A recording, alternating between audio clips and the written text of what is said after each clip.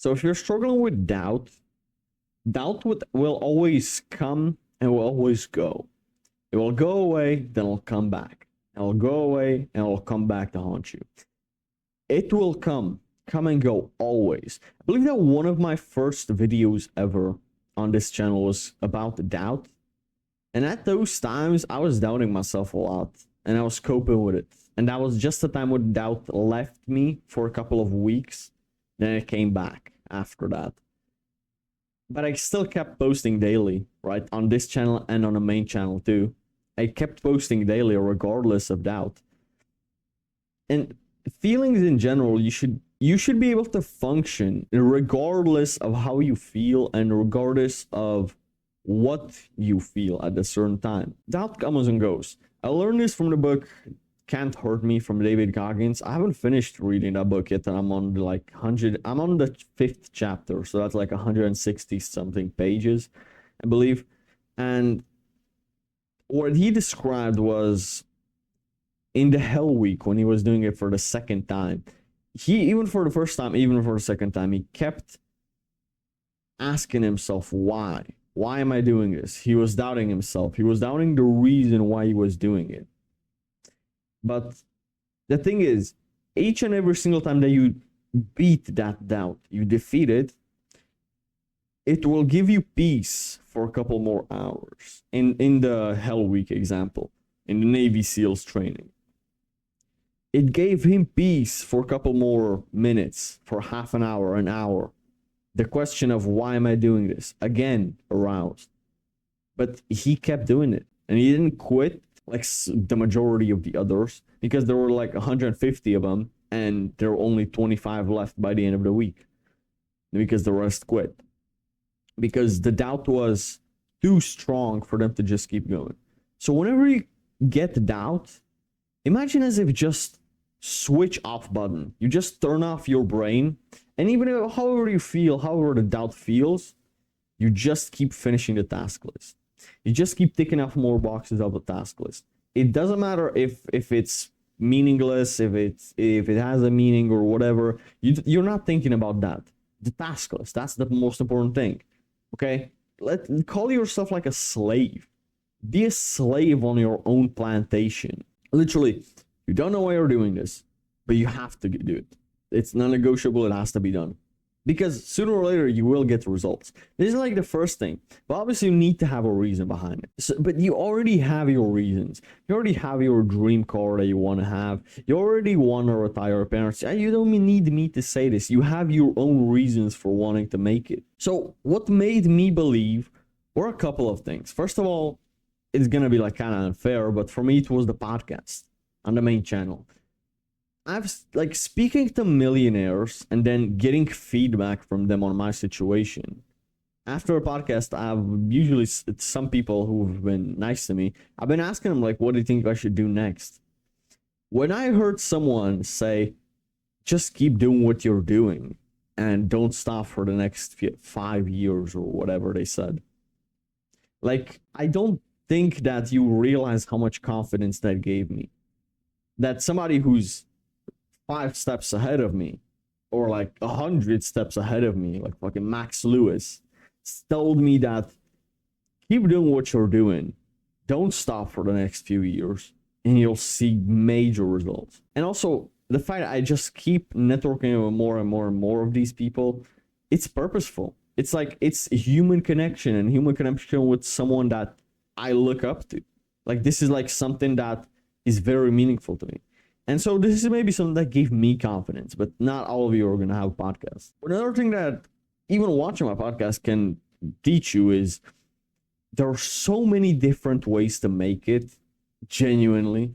Like, dude, Robert Malagisi in Ecom, right? He's like 19 or 20. He's like 3 years older than me.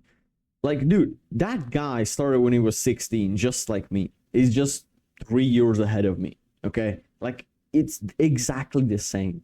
Like, he started with ecom and content creation. He started with something different than I did, but he kept consistent at it. And he's told me the same thing. And you have to realize that anything can work. I know you've heard this plenty of times already, but I'm going to repeat it. Because What you're looking for is the secrets, the new information or whatever. That's not what you need. You need to keep on relearning what you need to learn. You need to keep reminding yourself of what you need to learn, of what you know works, but you're still not doing it. So consistency is key.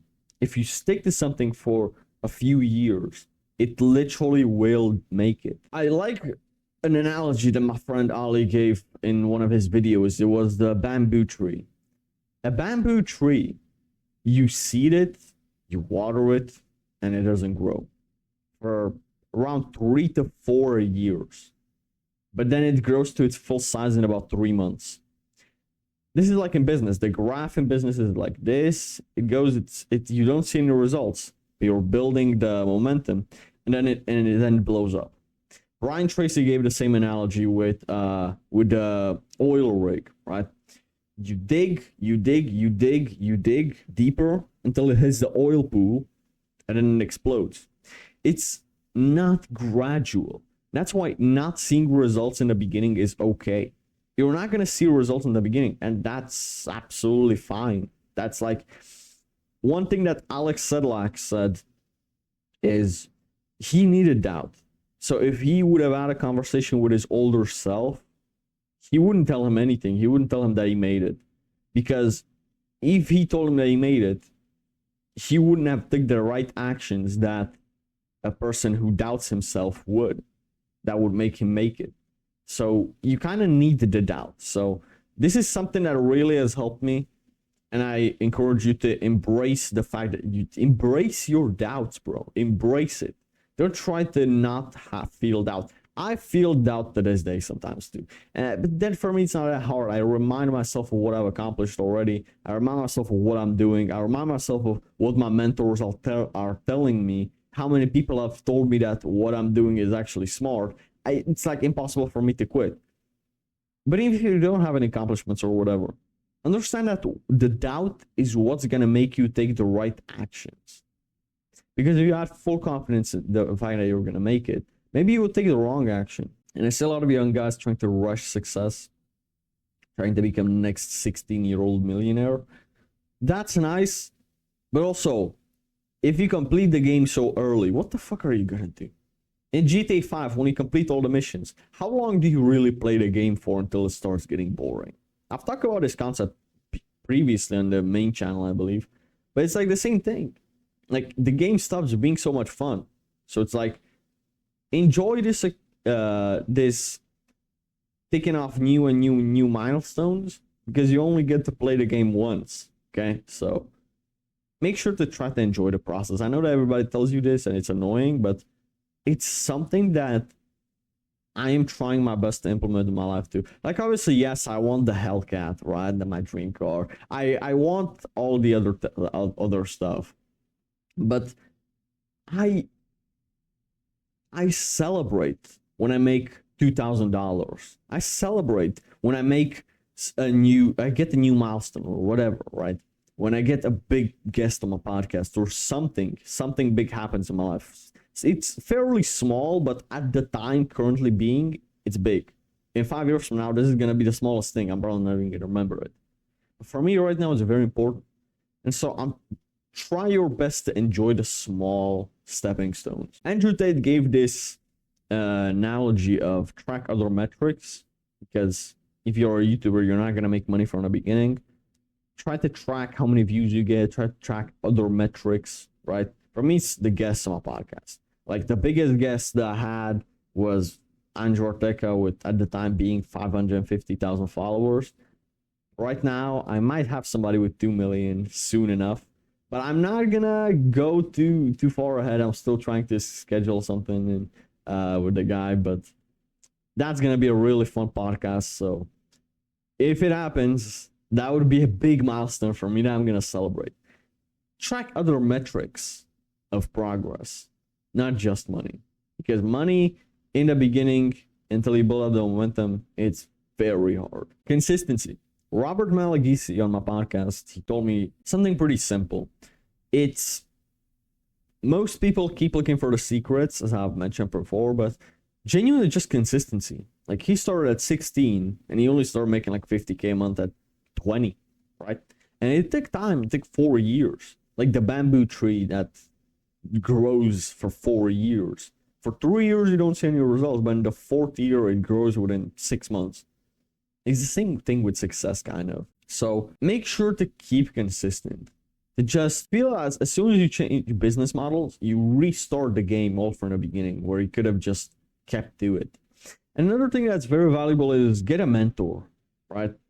I'm fortunate enough to have an amazing mentor. But even if you have to pay for mentorship, which is worth it in my opinion, bro, like having someone who's ahead of you give you tips of what you should do now if they were in your shoes.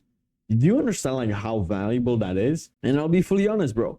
When I do make it, I'm not gonna mentor people for free. The fuck? Like I would want to get paid for my time. So I absolutely respect. Stop being a cheap, stingy fuck. Okay? Paying for mentorship is perfectly fair for their time because their knowledge is valuable. So be fully like humble yourself, because there are many people like you who want to get mentored by the same guy. Okay, Iman Gaji gets hundreds of thousands of people who want to give him money for mentorship, but he doesn't, or maybe he does to like the most rich people, right? Invest in yourself, invest in books, invest in courses, invest in mentors. It's like invest in coaching. It's so worth it.